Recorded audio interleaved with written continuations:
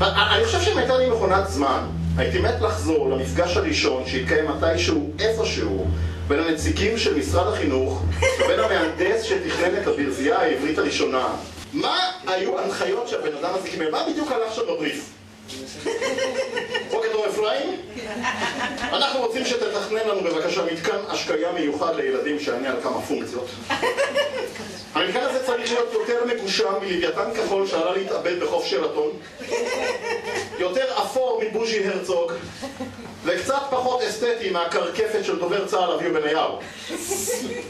המתקן הזה אמור לעמוד באמצע חצר בית ספר, בפוזיציה כזאת שכל ילד יוכל להתנגש בו פעמיים בהפסקה, ולשבור מינימום של 19 עצמות חיוניות בסמסטר. גם אם הוא ילד כאפות שבהפסקות נמצא בכלל בכיתה משחק ארץ עיר עם חבר ענייני. גם אם לילד אין רגליים, את הרגליים שאין לו הוא יוכל לשמור על הברזייה. גובה הברז בברזייה צריך להיות גובה ממוצע של ילד עברי בן 6. דווקא חסכנו לך קצת עבודה, מן הצמח שלך לנו כל מיני נתונים. תרשום, זה יוצא בדיוק 2.37 מטר.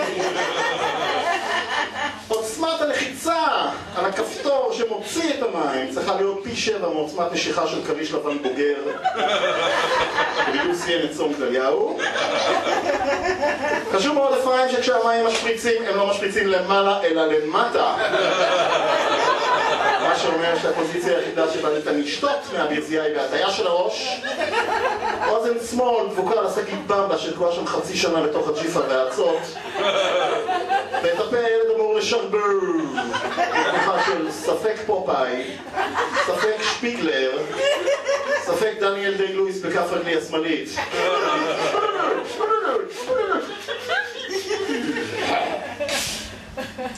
מרכז הברזייה אפרים מכיל פיתוח ישראלי חדשני, מערכת אקולוגית שמעניקה חיי נצח לסמכתות.